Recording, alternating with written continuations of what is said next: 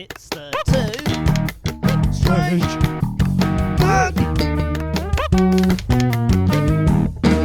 Podcast. Welcome to Two Strange Men, a Star Trek podcast, where today we're going to be looking at Season 1, Episode 24 of Star Trek Next Generation, Conspiracy. I was about to do the theme song and realised I don't know what the theme song to Star Trek is. Okay, the Next Generation. Da, da, da, da, da, da, da. Beautiful, yeah, I'm there now. Thank you. Yeah, I really like the little walking shrimp creatures that inhabit all the admirals and stuff like that in Conspiracy. I think that's really good. It's pretty cool. So that's not the episode today. Is it? Sorry to burst your bubble. Oh, okay. If you want the Star Trek podcast, head over to our other podcast, Two Strange Star Trek Trekkies. Two Strange Treks. Yeah. No, what are we doing today, Tom? So we are talking about conspiracy theories, and to fuel our own conspiracy theory, we are swapping roles today. Are we not? Swapping roles? So As in, you've done some fucking work for once? Yeah. I've sat down and spent all of 10 minutes collecting my thoughts. Yeah. And you're, as in Carl's world, the comic relief. So we'll see how that goes. Absolutely. I think you made 4 jokes in the time that I've met you, and they've all been at an awards ceremony. I am a very, very funny man, and I make you laugh every day at least once. Anytime someone goes, "I'm very funny," you know you're in for a dry Rivita sandwich of a person. Oh, really? Yeah. Yeah. Do you not think? Anyone that's think of all the people that we meet on a daily basis, the ones that proclaim themselves to be funny, how many of them have actually made you laugh? Knock, knock. Who's there? Get fucked, you fuck. Brilliant. Yeah, I made you laugh. So this topic is super interesting to me. Yeah. I was really excited that we were going to do it because I love a good conspiracy theory. And I think no one is safe from a conspiracy theory. Yeah. Because I've got at least a couple about you. Yeah. And that's serious. Well, I'm sure there's quite a few, like if we got big, right? Yeah. There'd definitely be one that's like, oh, one of you is AI generated, or you're both AI generated, because like we don't have a physical presence online, right? Yeah. You can't just Google us and our faces come up. I mean, to be fair, like I would say I'm not fully AI generated. Yeah. Like my personality, fully AI generated. We fed all this into a soundboard. Yeah. And AI's done the rest. Yeah. See, it's so good to generate your own conspiracy theory. You hit them off at the pass. That's it. Now no one can call us lizards, right? Because we've already made our own conspiracy theory. Well, why'd you have to mention the lizards? Because, actually, they're not in my notes today. Because, like most of the topics that we discuss, there's loads here, right? Absolutely. This is a whole wealth of information. Yeah, this is just skimming the surface of the surface. Yeah, like a very teeny amount. Like a top of the pops conspiracy theory. And I want to throw this to you for a sec. Yeah. What is your biggest conspiracy theory? What's the thing you're like, that doesn't feel real to me? Oh, so like, I tend not to believe, or no, it's not that. I've made it my mission to put my head in the sand when it comes to conspiracy theories, and I know you've got actually an academic like paper that I came prepared, beach. Absolutely, there's an academic paper that like goes into this, and you know, in that and other things, like for example, I did my first ever university like essay, like in year 1. The first thing I had to cover. And it was off my own back, I could have covered everything, was conspiracy, specifically at the psychology around conspiracy, and also 9/11. And yeah, like it was good for me, I guess, to a certain extent, because I was proper into conspiracy theories for a while. I was feeling like I was on the fringe of society. Yeah. You know? Like, You were busting down big governments with your big ideas. Absolutely. You were David Icke. Absolutely. Esque. Yes. I was definitely. I had a couple of books by David Icke, amongst other things. You know, it was just one of the things that I was sort of like looking into, well into that. But my lifestyle became very unhealthy, a lot of paranoia and stuff like that. And to be honest with you, like I'll probably talk about it a bit more. So yeah, I don't really tend to go towards conspiracy theories. I think there are a huge amount of conspiracies. Absolutely. Yeah. It's happening all the time. If you look at how just fucked up the world is, I mean, like let's face it, like a lot of how the UK government dealt with COVID, big old fucking conspiracy. Yeah, and what's interesting is like it's a conspiracy till it's proven, right? There's so many things that 20, 30 years ago were conspiracies, and Yeah. now they're proven fact because things in the 60s and Yeah. earlier are public record. Yeah. And some of them have been put to bed as conspiracies, and some of them were actually kind of true. Yeah. Like the MK Ultra stuff's really fascinating. We could probably have a whole episode on the handling of that. Yeah.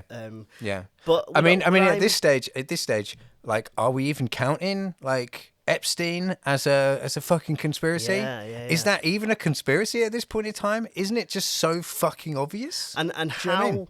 and how much more will we know in 10 years' time? Yeah.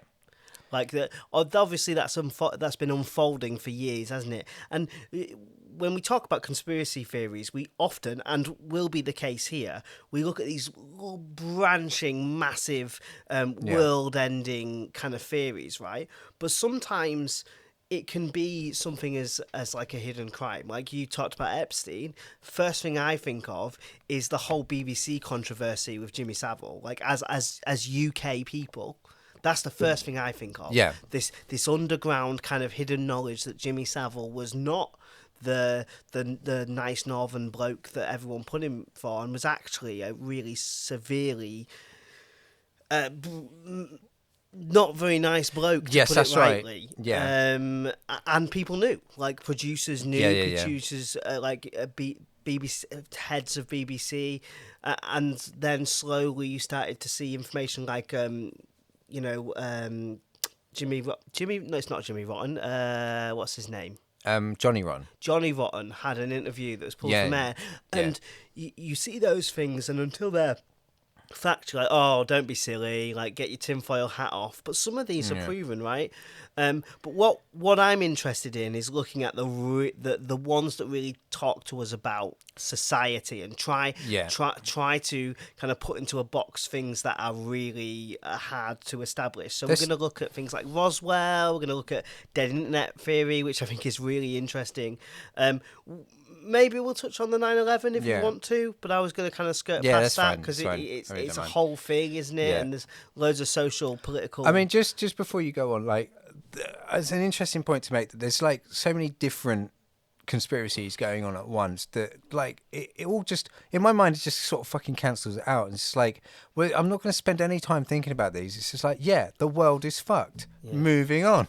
The best thing I ever read was that. And there's a really great book, and when I get it out of my bookshelf, I'll say in a future episode what it's called. Off the top of my head, I can't remember what it was. Yeah, I will. There's a book out there that Tom knows. Anyway, moving on. It's a conspiracy book. Or is it even real? Yeah, this is your conspiracy, isn't it? Yeah. So, and it says there that, like, the kind of progression of conspiracy theorists. Yeah. And it kind of has it as a pyramid, funnily enough. Who put that pyramid there? Aliens? Yeah. Who's going to open the third eye? And absolutely. Yeah, and it kind of starts off with, low stakes conspiracies. Yeah. And as you try to start connecting more conspiracies, it becomes like a super conspiracy. Yeah. And they all start to mold and meld together until eventually you are sat alone in a bedsit hating everybody. Yeah, absolutely. Because you've worked the world out. So I'll give you an example. Right? Okay. So we talk about the BBC. Yeah. Like Savile would be like moderately high stakes, I guess. Not that high, but still quite high. But like really, really low stakes is the fact that the BBC is meant to be completely unbiased. Yeah. Yet puts, like, the I want to call them right-leaning or far right-leaning political parties ahead of other left-leaning parties that don't have that actually have more people in MP positions and stuff like that. Yeah. You know, perfect example. Yeah, it's meant to be completely biased, but what's happened is after a long time of like conservative like rule, you've taken out the people in power. Yep. And replace them with people that are on your side, and so they report favourably and report unfavourably, etc. You know, and what's happening now is essentially like the Reform Party getting a huge more Coverage and coverage than, pie, say, for example, the smaller ones, the Greens, the Liberal Democrats, and things like that, which actually have more people in places of power, and it's crazy. It's also about sensationalism, right? Yeah. That Reform and the right parties bring a lot of discussion, and ultimately it's a news network. They want discussion, right? So they're pushing it forward. Yeah. But I mean, it's like the whole idea of journalistic integrity, I feel, is lost. Like, it's about chasing money, it's chasing clickbait titles and stuff like that. It's my conspiracy is basically that the world is completely fucked at this point in time, and it's there's no turning back. We're slowly just grinding to a halt. Yeah, absolutely. Yeah. Good. Right, so shall we move on after that? I suppose so. I could talk about the BBC for a fucking Don't episode. worry, guys. We're all fucked, but we're in it together. Is the vibe of today? Well, no, we're not in it together. Okay, some of us, and then some of us are getting fucked. Okay, and the other people are doing the fucking. All right, that's what's happening. So just gaping assholes, like just getting fucked. So all I'm saying is that the final point is just hold your ankles and think of your mothers. Right. And this, folks, is why I don't come prepared with research, and I distract him, because when Carl plays the funny man, he just talks about getting fucked in your asshole. So shall we move on to like it's my best material? Yeah, discussing. You'd be the kind of comic that would come on stage. I was watching a Jim Carrey biopic about Andy Kaufman. Yeah. And I feel like if you were born in a different era, you'd be an Andy Kaufman type entertainer. Let's not call him a comedian. Yeah. Like I would revel in the, I guess, the awkwardness that I would create. Yeah, like that's the only way I'm getting a laugh. Yeah, you know what I mean, and I fucking love a bit of Tim and Eric, I have to admit. I like Tim and Eric too. Yeah, but so the theory I first want to talk about is the dead internet conspiracy theory. Have you heard of this before? Yes. Basically, just to quickly sum up from memory, is that no one's actually on the internet and it's all full of robots. Yeah, that's pretty much the idea, right? So it's a relatively new theory.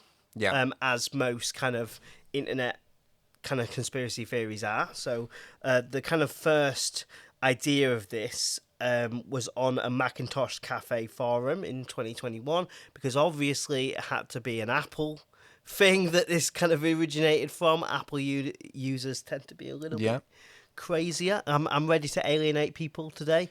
So yeah, from a forum where a user started a thread called Dead Internet Theory, most of the internet is fake. Yeah.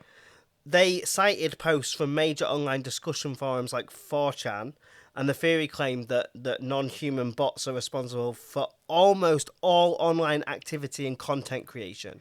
Well, I mean, like, that's fine. Like, put a pause on that, because I've got a point to make.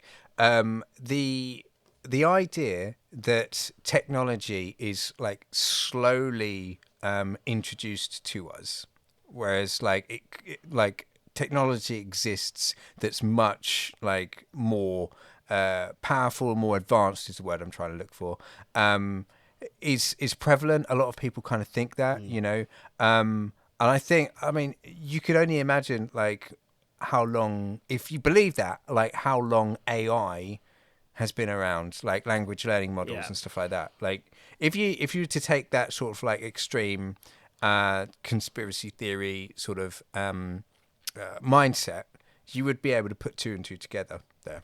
Here's what I like about this. Like most theories, like most conspiracy theories, there's grains of truth in this, right? We are very aware that bot farmers exist. Yeah. And that people will weaponize bots to create engagement. Yeah. Where this kind of falls off for me, though, is the idea that it's robots connecting with robots, and content is being created by robots, and that's the human element kind of died off in 2016, 2017. I don't, because we both use the internet and have used the internet all through that, and we talk to people, and everyone else uses the internet.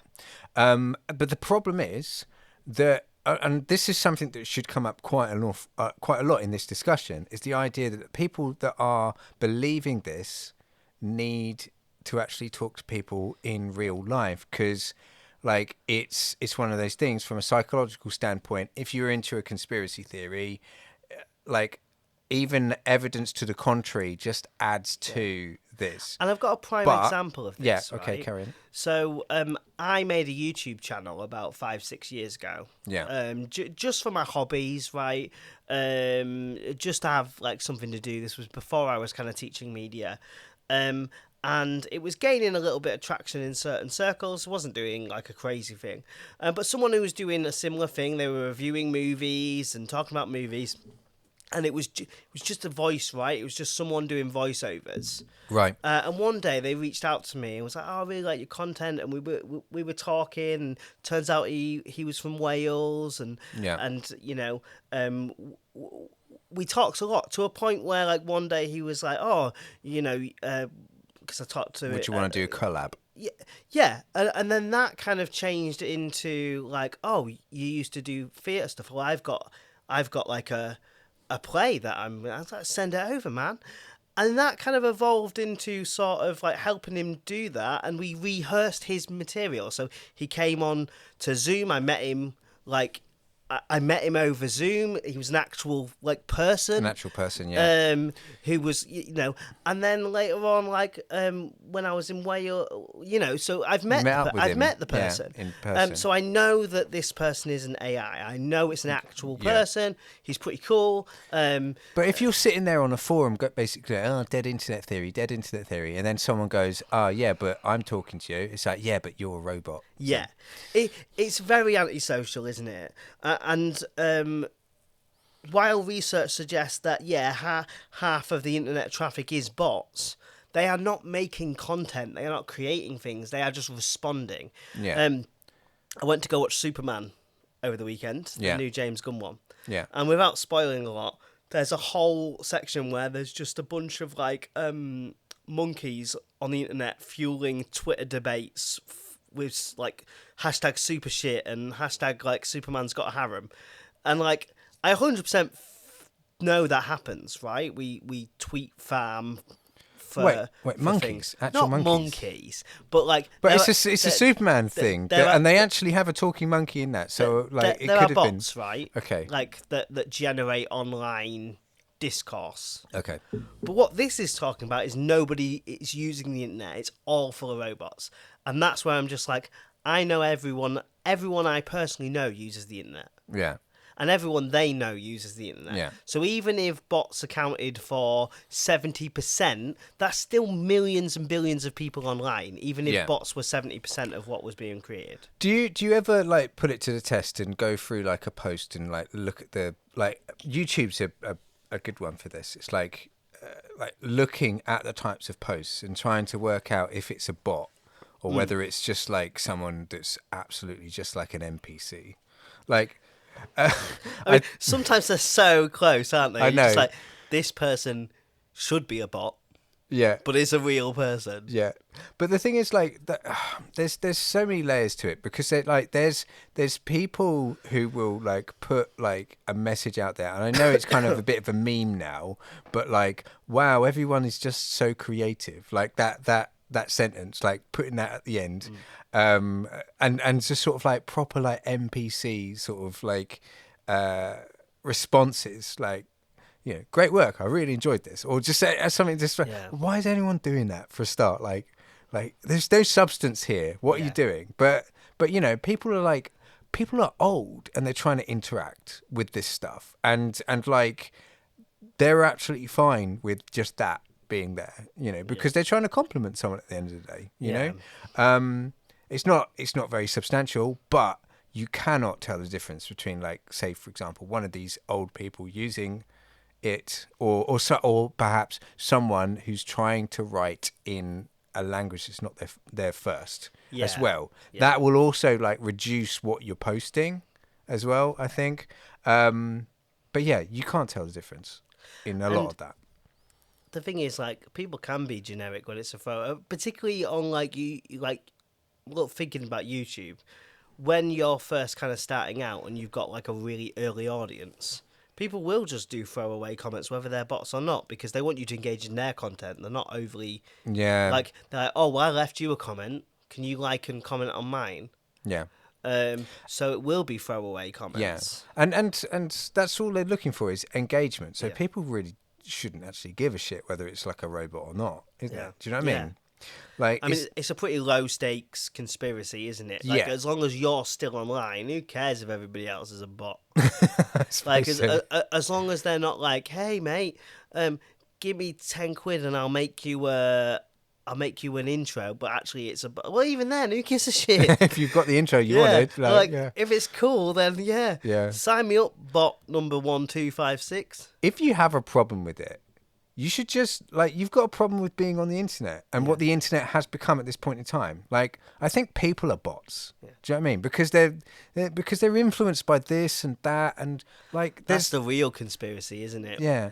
People are actually robots. But they're like biological robots that are just programmed through the emphasis the of content that biological. They create. Like, if they were metal and wires, you'd kind of prefer that, but they're biological robots. Yeah. Like shitty little robots that can get sick. You've not even got an exoskeleton. Well, they're worse than a robot. They're worse than a robot because they haven't been created and programmed. They had free will, but they've basically had their free will removed because they've just been fed just so much content that the last of what made them is gone. I feel like you low IQ biological robot is the best, like, is the best sort of like put down. Yeah, let's change the 21st century. Low IQ biobots. Yeah. You fucking low IQ biobot. Fucking low IQ biobots. Piece of shit. So that's like the dead internet theory. And it doesn't really go deeper than that, to be honest. It, like most conspiracy theories, there are like tangents from this, where the idea of the dead internet theory is for governments to control the populace. Yeah. Because that's usually how these things go, right? You have a theory, well, what's the idea behind it? The lizard men are coming to get you. Yeah, absolutely. So, because really, why would you socially engineer a platform that nobody's on and pretend? Because if you own opinions, you own the mind, right? But when the government tries to control the internet, like, they fuck it up. They do a terrible job. Like in this country, on the 25th of July, I think we've got that new porn thing coming. Yeah. Which is going to be fun. Because also like. It's going to just open the doors for all sorts of other sites to be censored and stuff like that. Yeah. That's like bullshit that's happening like right in front of us. But also, we can all see that. Any system like that is rife for exploitation in terms of like money and things. You'll get websites that are not really calling themselves porn with high subscription fees, and everyone will just flock to that. Like, does OnlyFans count within these porn affiliated sites? Because otherwise it's just gonna generate like subscription based stuff, isn't it? Yeah. Well, I mean, like even Reddit at this point in time has like lots of content on there that won't be affected, but it also has a lot of NSFW stuff. So if you want to keep using it, you're gonna have to pop your passport in. Which is insane, isn't it? Just be like, I want to access porn. Here's my passport. Yeah. There's gonna be somebody whose job it is to scan in passports so people can watch porn. Yeah. That's hilarious to me. Like, what do you do for a job? I'm a porn passport scanner. Yeah. Sign me up. That sounds fucking hilarious. Oh, sorry. So, yeah. Okay. I've yawned and my mind is completely just reset at that moment. That's okay. I've got more theories for you. I'm one of those fucking low IQ biobots, and I need my reset button pressed. Do you remember when you said you were walking very confidently? I'm gonna bring the funny. You might not have said it like that, but initiated that you were gonna be the comic relief, and so far you've gone. I'm a bio. Yeah, that's absolutely everything I've done today, Tom. Yeah. Thank you. Come on, push my esteem up. Come on. You know I'm having a bad day. Come on. Okay, so I'm going to introduce the next topic, and Carl is going to make you all slap your knee because he's the funniest guy in the room. That's putting me the funniest guy in the room.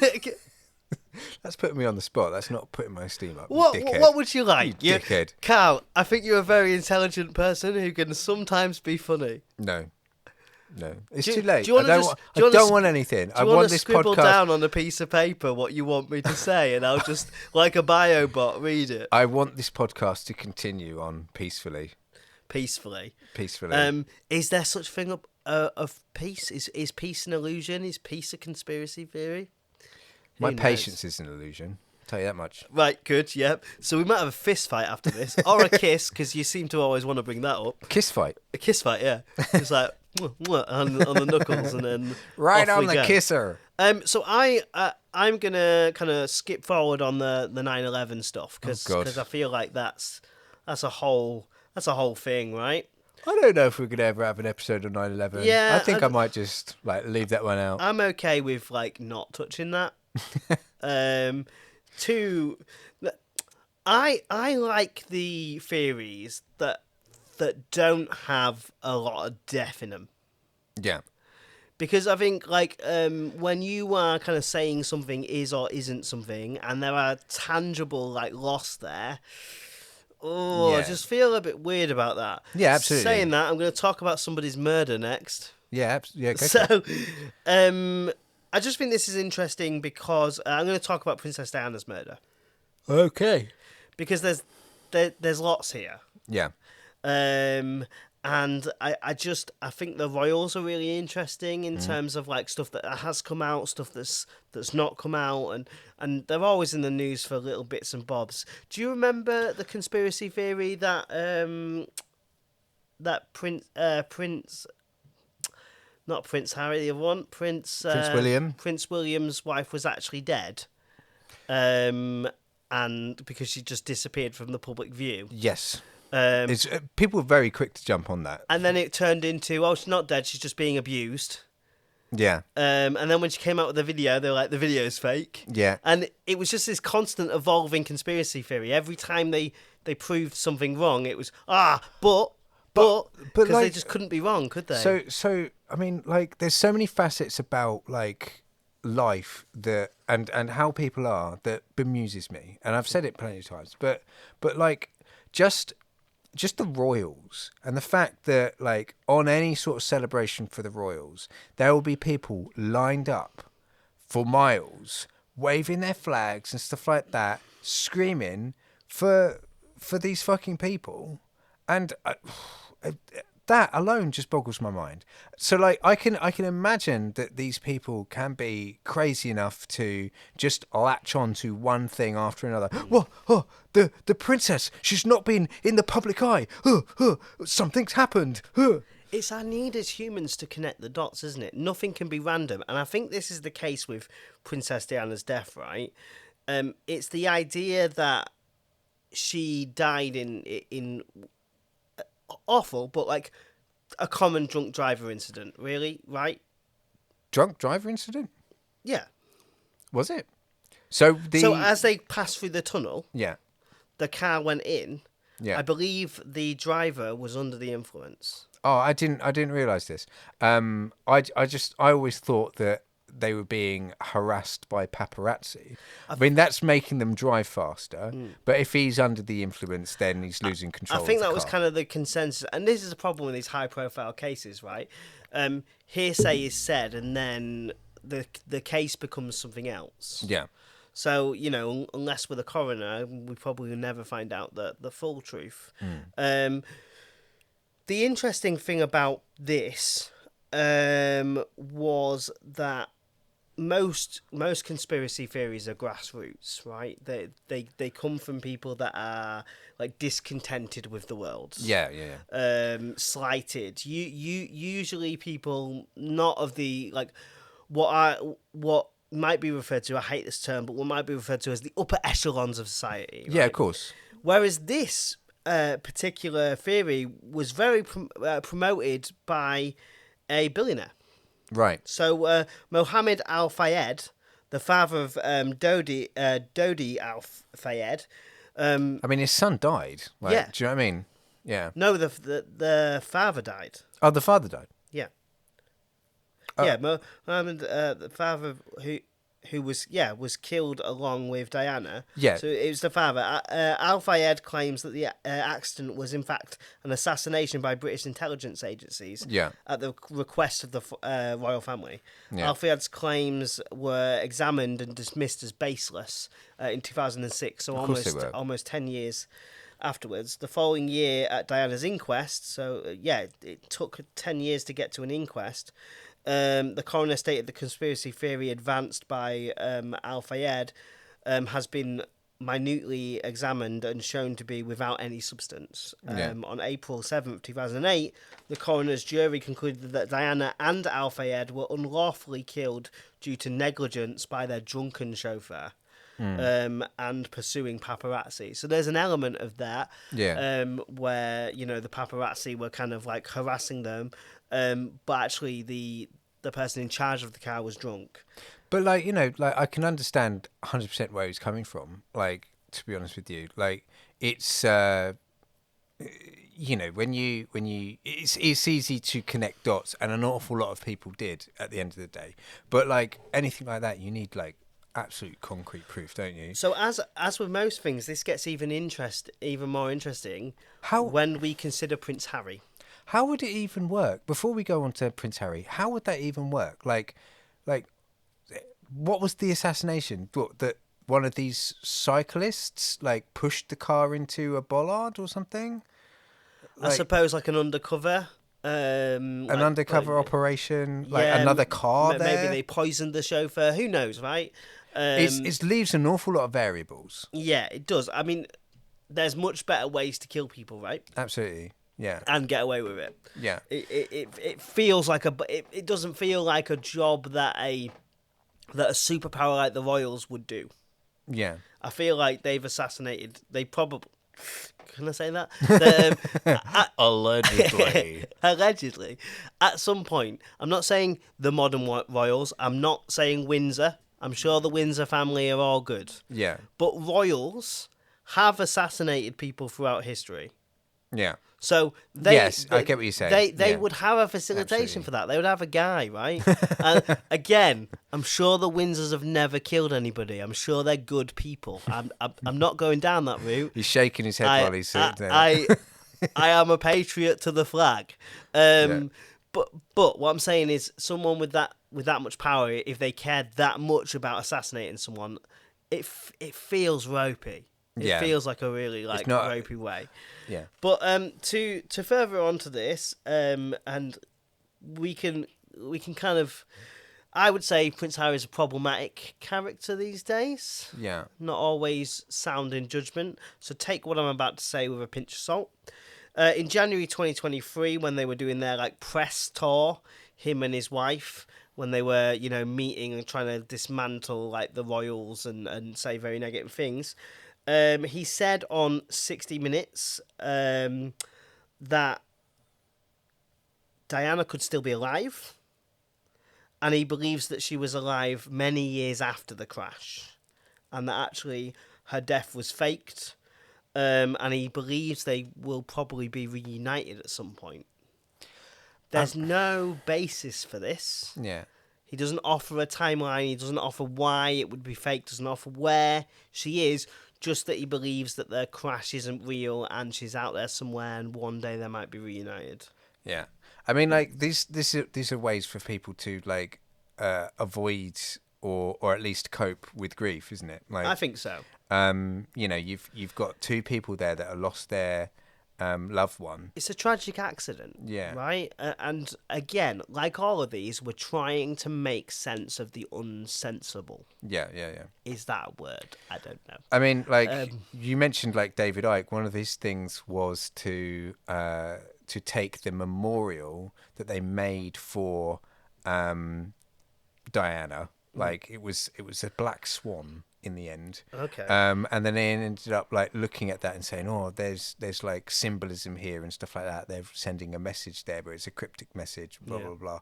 All of this stuff. It's like I don't like with a lot of these things. Like they end up saying stuff that makes that they can only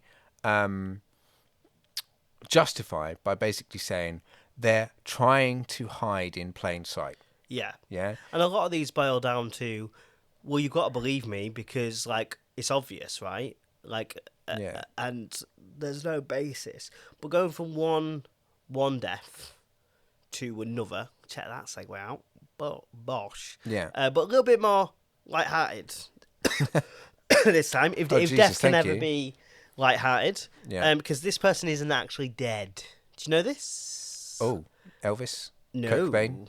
No. So this is a person that still is kicking around. Yeah. But apparently died in 1966. Oh, Paul McCartney. Mr. Paul McCartney. So this one I don't get, right?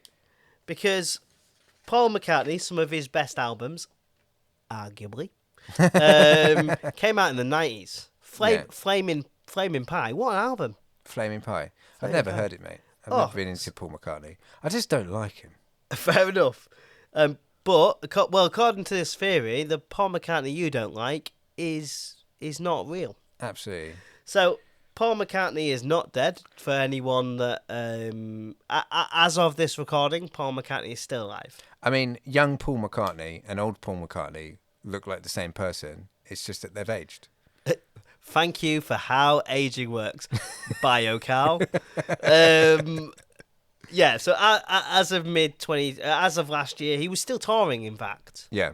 So probably some of his greatest hits, like Flaming Lips. I'm just going to advertise the shit out of that album because it's a really good album. He gives interviews, been on websites. Like there's a clearly he's still there, right? Yeah. He's constantly like appearing in tabloids. But some conspiracy theories believed he died in 1966. The Paul is dead conspiracy goes something like this. Are you ready? Yeah, I just want to know why. What's the point? So, on November the 9th, 1966, very specific, Paul McCartney got into an argument with the other Beatles, stormed out of the studio, was promptly decapitated in a car accident. Yeah, okay. To cover the whole thing up, the band hired a look-alike and a sound-alike. Why cover it up? After going through all this trouble, though, the band then took great pains to drop clues in their album covers and lyrics to hint to the public that something was amiss. Yeah. For example, on the cover of the Abbey Road album, all four Beatles are photographed striding across a zebra crossing. Yeah. But only McCartney is barefooted and out of step with the other three. This got to mean something, hasn't it? Yeah, that he's an awkward hippie. Despite public denials by the band and many, many public appearances by McCartney, fans just couldn't let it be. Oh, dear. And came together to look for more clues. So, yeah, and that is the theory, right? That he had an argument with the band. He died in a car accident. The band was like, well, we're never going to be successful now. So they hired someone that looked like McCartney. And there's no evidence of this apart from the fact that they did have an argument and Paul McCartney did leave the studio. And then immediately... Could not be funny, but decapitated. Yeah. That would be on the news, wouldn't it? Quick, let's... Like when did headless corpse found. I'm sorry, but when was he next then seen? Do you know what I mean? Like, how many days... was it from him being decapitated to when he was then seen next? Did you have a look-alike, like that you'd already contacted, that you'd be able to get, or did someone have to have, like, massive amounts of plastic surgery in order, like, the timing just not match up? Also, at what point did they go, hang on a minute, that's not my Paul? Like, was it the day after? Was it a couple of years after the look-alike? Yeah. Like, and you're right. Look at young Paul McCartney and look at old Paul McCartney. They're clearly the same person. Yeah. Like, there are limits to look and sound alikes, right? Yeah. Otherwise, everyone would just hire people to be them for a day once they get rich and famous, right? Yeah. You'd all have lookalikes and singer-likes and go, oh, Bill, can you go on stage for me today? Sure thing, Elvis, I'll give you a day off. Like, it just doesn't happen. Yeah. Like, there are people that get, like, really close looks-wise, right? There's loads of Elvis impersonators, but how many of them are actually, like, how many of them could you stand Elvis next to them and go, oh, I don't know which one's which? Yeah. Very rare. Yeah, Very absolutely. Absolutely. So, yeah, like... Fucking dumb as shit. Good Biorobots, Lord. honestly. Good Lord. Some make more sense Yeah. than others. Some are reactions to tragic events like Diana. Another really popular one is the John F. Kennedy assassination. What? Just going back to the rules very quickly. Why haven't we killed like the? Why haven't they? Where are you going with this? Why haven't they killed the Prince Andrew? That's it. Why haven't they killed him? Oh, that's too high profile, isn't it? I mean, they killed Diana. Like she put. Oh, like, you're in with that now, are you? No, if they had killed her, like it's probably because of like, well, I'm gonna spill the beans about. Well, isn't the whole thing basically Prince like Andrew he wanted Camilla in and he wanted her out, and she was the public darling. So because he was having an affair, he was like, right, she's dead. I suppose so. But like, come on, he's a fucking like royal. That he'd just be like, nah, she's out, mate. I've got a fancy woman. What are you gonna do? You're not a royal. Piss off. Yeah. I mean, like Henry VIII, like invented fucking divorce. Yeah. Do you know what I mean? Yeah, exactly. if he wanted to move mountains, he could have. Yeah. There wasn't any revolt, was there? Like, yeah. So yeah, that went well for the rest of the world, didn't it? I mean, like the public image of having Diana killed, like, and potentially like him being the killer or whatever is pretty bad. It's way worse than he's got a mistress. Yeah, absolutely. I agree. So going from one supposed assassination to an actual assassination. So what we can say, in fact, is John F. Kennedy was killed. Yes. We know this. We've seen this. Yes. So for those who may not be as politically aware as us megaminds here, with all these sheets of paper, John F. Kennedy was shot in 1963 in a Dallas motorcade.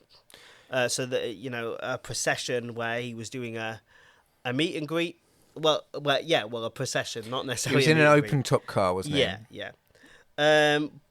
But here's the theory: did Lee Harvey Oswald, who is considered to be the assassinator, the murderer, act alone, or was there a second gunman on the grassy knoll? So this is the conspiracy theory takes like another form, another level, and kind of questions the validity of the case. What I think about Oswald is basically that if there is a conspiracy, it's probably that he was in some way linked to the fucking CIA or something like that. Like, how much fucking crazy, horrible bollocks have the CIA been attached to in other countries and stuff like that? And I mean, now some of it's public, Mental. right? Like we talked about MK Ultra and a bunch of their experiments. They have done shady shit. Yeah. And this is introducing crack cocaine is another big CIA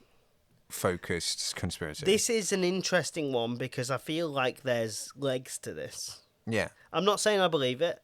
All of these things are conspiracy theories for a reason. But Oswald was murdered in the basement of a Dallas police headquarters. Yeah. While surrounded by police officers, only 2 days after the assassination, and with a guy with ties to the mob. I mean, it's sketchy, isn't it? Yeah. There's a rabbit hole here. It's kind of like the 9/11. Anything that's attached to the American government, there's a rabbit hole. There's a convergence of loads of different theories. Yeah. And as you said, and I think rightly so in some cases, we think the American people and we as outsiders looking in, we don't really trust CIA and FBI. I think that's fair to say, right? Yeah. We're like, and also, if you just get shady. the mob involved, like anything like close to like after like World War II, they had a huge amount of political influence and stuff like that. I don't know if it's the case anymore. But at least it's not like televised or talked about in newspapers and stuff. But I guess I'm not in the US. I mean, to kind of like put a kind of it to bed. I'm not saying that this is completely me going, no, it definitely didn't happen. But that since then, there's lots of public files, and there's lots of stuff that's come out with public files that have been really fucking bad, and they've been public. Yeah. There's been never any kind of evidence of any kind of conspiracy to do with JF Kennedy. Now, I'm not saying that completely writes it off, because, you know, why throw them a couple of crazy conspiracies, say that they were right, and hide some of the worst shit. I'm sure that's a tactic. But I'm sorry. Some crazy fucking shit went on there, because like it was only how long ago was it after that Bobby Kennedy was then shot? Like, out of all the people that you could be shooting, like one person and the next person, like, you know, Kennedys have had it rough. the point I'm trying to make is not that, like, I mean, I hope that it's made clear that I don't come across as hypocritical. It's like conspiracies happen all the time, you know, and I just don't care. Right. Do you know what I mean? My life is full enough, and like, it's like, what do you do with this information? As just a normal citizen, someone just living in like some podunk town, like away from all of this craziness anyway. Like, well, what am I going to do? What are we going to do, Tom? I mean, we think that JFK was killed. What are we going to do? Should we like start a militia? I mean, look, here's the thing, right? Even if some of these are true, even a broken clock is right twice a day. Yeah, sure. So you throw 1,000 darts, throw out 1,000 theories. Yeah, 10 of them might be true. Have a look at some of the highlighted stuff in that article that goes into the psychology of conspiracy. Okay. Because I think it's quite interesting. We're coming to the end of the episode. It might be a good idea to just sort of like wrap it up and put a cherry on top. This is a nice one. So, kind of the start of the article, right? Yeah. After the abstract. Because like I said, this is a proper article by the Association for Psychological Science. And it's entitled "The Psychology of Conspiracy Theories." It can come out. It's come out in Cognitive Directions in Psychological Science. Journal by the University of Kent. Yeah. So this is a UK-based paper as well. Yeah. So we're not talking about something outside of our kind of cultural expertise. I think that's fair to say. Yeah. So when we're talking about motives, and I'll directly quote the article here because I'm not smart enough to paraphrase this properly and not get it wrong. And I don't want to apologise to the 3 people that wrote this because one of their names is complicated.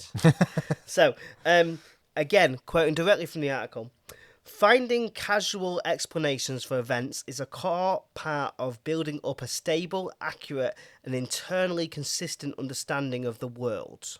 Yeah. So that's actually quoted, paraphrased from another book. I mean, kids have to do that, don't they? Like, you've got to make sense of the world, haven't you? And we could argue that underpinning is why we have such rich folklore, why we have such mythology. I mean, that in itself is an explanation for 80% of the things that we talk about, right? Yeah. We are trying to find casual explanations for events that matter to us. Yeah. And if you look at kind of conspiracy theories as a whole, the conspiracy theories that are talked about in England versus the conspiracy theories that are talked about in India and in America, they're going to be different because our social ramifications are different. Yeah. Right? There's some global ones, but they're kind of talking about the global impact. But also, you like those theories will be more prominent in other countries, or they'll be different in other countries as well. You know, like for example, probably a lot of people were interested in like the death of Osama bin Laden, but like some people are going to be talking about the fact that he never existed, whereas others are going to be saying, well, they didn't give him a proper burial. Do you know what I mean? Like all sorts of different things. You know. And there are social motives involved. So we have to remember, as part of the human experience, we're social creatures, and that's how we we develop relationships, don't we? Friendships to help us survive, sexual relationships to help us thrive, all those kind of things. So as a mammal, we're a social mammal. We when you isolate us, and you put us away from everywhere, we don't do well. We don't do well in isolation because we're social creatures. Even people like you, Carl, who is an introvert. No, you're not an introvert. No, I am. That's probably not true. I am. I'm an extrovert if you pay me. Yeah. And then he just starts getting naked. It's a very strange. Depends depends what the payment is. It's like a $5. I'm not getting naked for that. No thanks. No, not even a nipple. Not even a nipple. Nipple for a $5. No, like 10 years ago, probably. But like I can't barely buy anything. Like a big bar of chocolate is now $5. Can you imagine? Like yeah, that's true. It's crazy, isn't it? I'm not exposing a nipple for a bar of chocolate. Actually, it's a pretty big bar of chocolate. To be fair, those Cadbury's, they're like 400. Nipples out. They're like 500 grams or something. 450 probably. How much for full frontal? Full frontal. But you have to do a little turn. But where? Where are we talking? In the middle of town? On a video? No, that's fucking crazy. Like, yeah. In a controlled environment where you wouldn't get arrested for going. With only one person's eyes on me. Sure. With no cameras. Sure. Tenner. Right. Okay, fair enough. And I'll deny it. I'll deny it ever happened. Yeah. I'll soundbite that. So talking about the social motives, this idea of, I think it's fair to say that most people want to fit in, right? Yeah. We want a tribe. We want our people. We want people to like us, or at least kind of see us as something. Yeah. So, informed by various social motivations, including the desire to belong and to maintain a positive image of the self and in the group. Yeah. So we might kind of use conspiracies to kind of, oh, I'm part of you. I think the same. Look, I think that happened too, and the conspiracy becomes part of our kind of social zeitgeist. But seriously, like I've had friendship groups where they are just like obsessed with conspiracy theories to the point where like they form their personalities around it. And I can't tell you the amount of times where I feel like I've lost respect for people because I've gone, fine, but what do we do with this information now? I don't care. Do you know what I mean? Like, just stop fucking talking about it. I'm bored of talking about this. I mean, most of the time, and the article kind of summarizes the same thing. Most of the time, the people that we're talking about in conspiracy theories are big, powerful groups that we as individuals can't do anything against. Yeah. So what do you do when you face a wall? Yeah. You might as well just call it a dickhead, right? Yeah. And I feel like that's what it is. Yeah. Because of all of these theories, most of them are like, oh, it's the government's fault, or it's this celebrity that's really powerful, or that person's not around because of the royals. Yeah. It's always punching up to some sort of insurmountable force. Yeah. That you can't do anything about. Yeah. So what do you do when you can't do anything? You sling shit. Yeah. For a lot of people, for a lot of people, conspiracy theories fill their religion hole. Yes. Yeah. Yeah. Because we all have belief systems, right? Yeah. And whether that's religion, whether you believe a certain thing so thoroughly, whether your political and social ideology becomes that belief system, we all know people that their belief system is so powerful that is what drives them. Yeah. That contribution towards their sense of self is for some people it's overwhelming, and there's nothing left. It's just conspiracy theories. And I think what else for people like us who have both kind of said in the past, I don't really care. What does it offer me? What does this belief system offer me? It's not anything I can do. It's not in my sphere of influence. Yeah. So who cares? I know. Like I don't understand if you have to come to that conclusion. It's like, well, there's nothing I can actually fucking do, or I'm willing to do. Do you know what I mean? Because like What would it mean? I mean, there's plenty we could do, right? Absolutely. But what is but the I could cause also and get effect arrested. of that? I could also get arrested. I could or hurt, or just ignored, or yeah, exactly. I could waste years pursuing something. There's all sorts of like negative factors for something that might be true, but isn't not necessarily true. It's not proven, etc. Like, could that be more? Why am I going to do that? By that being out in the open? Could we actually cause more problems by pushing this narrative? Yeah, I suppose that's a factor as well. Yeah, so super sort of interesting like topic when you dive into it, isn't it? Yeah. This idea that actually conspiracy theories are a way for us to cope and be social. Yeah. How many times when you've played I'm going to say the un-PC version of this because I don't know what it's called elsewhere, but Chinese Whispers. Yeah. You know, the childhood game where you say something and it goes to someone else and it goes to someone else. And by the time it comes back to you, you said Sally is a dirty little whore when you probably said something like, oh, I've seen Sally kissing a boy. Yeah. And suddenly you've called her a dirty little whore that doesn't exist, right? So to be fair though, Sally is a dirty whore. Yeah, what a fucking dickhead. Sorry, Sally, if you're out there. So sometimes I just get swept up. Cal sweeps me up, and I don't mean it, Sally. It's because he's a bio-bot. That's why. Who's Sally? No, you. Oh, yeah. I'm going to switch you off now. That really hurt, by the way, because I got a bad throat. Oh, no. So I suffered for my art there. Absolutely. Yeah, I mean, there's so many different kind of like theories we haven't even delved into, and honestly, some of the crazier ones like the whole COVID and the 5G thing, linking those two kind of events together. Yeah.